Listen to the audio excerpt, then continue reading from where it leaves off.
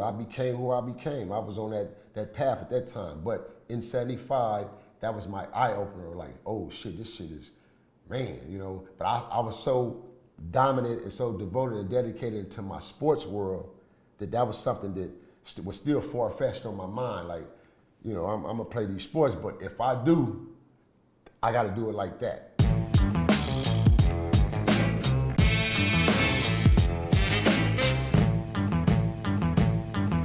But at this time in 75, what OG impressed you the most, and which one did you look up to? Which one had a bigger impact on you out of all these that you just named off? It's funny you say that because I can't narrow it down to just one. It wasn't no one. Off top, Ray Boyce was just the influence. He was like the president of our project. You know, it wasn't so much he was the leader of the hood, because we didn't have no actual leader of the Nickerson. We never had no one leader. No one man never regulated the projects. But if it was, it would have been Ray Boyce. I could surely say that with my confidence, from what I seen, what I know, growing up in my neighborhood, Ray would have been that individual that led us. If it brought out to the homies having a committee and we sit down in the first generation deciding, okay, we need to come to a calipo where we got a committee, but then we have one head man at that committee who's structured. We didn't have that, you know, no one individual.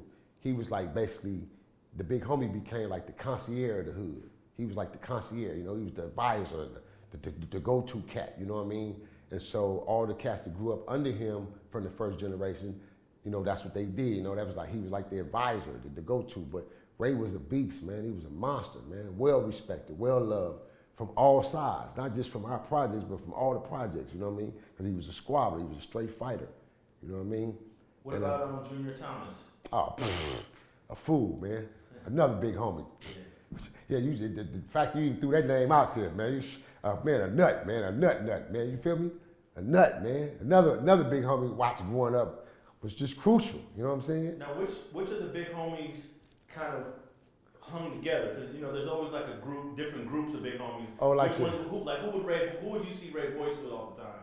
Oh, like a lot of the cats off of 111, you know, 112, just different veterans like Terry Moses, of course the Barker Boys, because they grew up in that same section right there. You know, the Taylors, Bonnie Hunter, Hard Rock, rest in peace. Definitely can't forget the big homie Hard Rock, man. Another bruiser, another first generation, another one I used to look up to. So it's like, I don't have no real, I can't narrow it down to one primary individual, because it was so many real homies before me that I admire. You know what I mean? I admire their style, their swag, they squabbleism, you know what I mean? Just their whole demeanor. But in the first generation, there was really no murders taking place as far as the gangbang aspect. Our big homies was major squabblers. They was from the shoulders and shit. You know, they was on the police heads, you know what I'm saying? They was basically on the police's heads. And so once it got to us, our second generation, this is when the 187s started coming into play and shit. You know, the whole gang phase changed. It's like basically we took it on a whole nother level now. You know what I mean? We took what was planted, the seeds that were planted, we took the formula that was given to us, and then we added a little to it, but stayed in protocol, stayed in the same structure that the big homies put it under, and we ran with it. And then once we did the same thing, we passed it on to our third generation, which was my little homies like Baby G's, the Tawanas, you know, things of that nature, and behind them, they followed the same suit that we had, and that's what kept our projects in alliance the way it was for all those years, bro, until we got to the fourth and fifth, and of course now we're in these 6th and 7th generations. The shit it's like, you know, it went left, right, in a full circle. You know what I'm saying? It's like we've been cursed.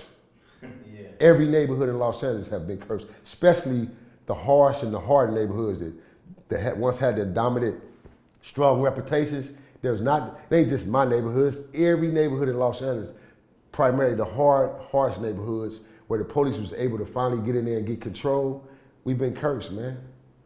Now, when you was in the mid-70s, were there a lot of cliques like there are now? And I don't think the Lot Boys was even out until the late 70s. Yeah. So what were the main sub-cliques of the bounty hunters when you was going on Markham and Gompers? Well, we didn't really have no sub-cliques. Well, actually, I take that back. We did. I started my own clique called the Funky Six, but that wasn't until 78, 79. That was late 78, 79.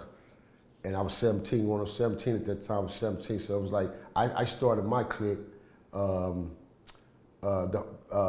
homies from the gym started the Gym Boys, which was Big Kevin Jones, my relative, Big Drill, my relative Amanor, Stoney, you know, just all the homies that hung out at the gym, so they became Gym Boys. Then we had the Stoney Boys, which was Big Hitman that started a clique called the Stoney Boys. Then we had the GWs, Gangster Watts, you know, which was started by the homie Diamond Red and GW Drag, rest in peace. You know, so that was that clique. But our cliques was just little cliques within the hood, but they were just cliques, you know what I mean, that we made up. And back then, we was actually lockers. We was pop locking and locking and shit, you know what I mean? Cause I distinctly remember the time in '79, I had my mom's drop us off at Disco Train, bro. You remember the OG Disco Train? And that was all predominant Crip area. That was what, schoolboy gear gang, right? You talking about right on the one, Roll right? on Wheels? No, Disco Train. That little hole in the wall club that sit right on between Harcourt and La Brea. Yeah. Man, that motherfucker used to pop. And so that's where, if you was an LA locker back then, that's where everybody used to go to on the weekends, you know, to have competition. But it was all predominant, ran by Crips.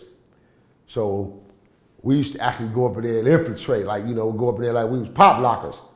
Until one day they found out we was coming from the east side, and we was east side dudes, and we was from the Nickerson at that. So we got into a big old brawl getting up out of there. And that was our last time going to the Disco Train. Were you guys had a name for the pop locking party, y'all? What did I call myself back then? What the hell do we call that? The Knickerbockers. The fucking Knickerbockers, man. And were you going as a supporter, or were you going to dance as Nah, well? nigga, I was participating. Nigga, I was pop locking, robot and shit. You feel me? Thanks for watching StreetTV.net. If you're not subscribed, please hit that button below and click the bell to receive alerts and notifications. Feel free to comment below so you can give us your feedback, and be sure to watch the 2 related episodes to the right. If you want to support this platform or follow us on social media, visit the links in the description, and thanks for watching StreetTV.net.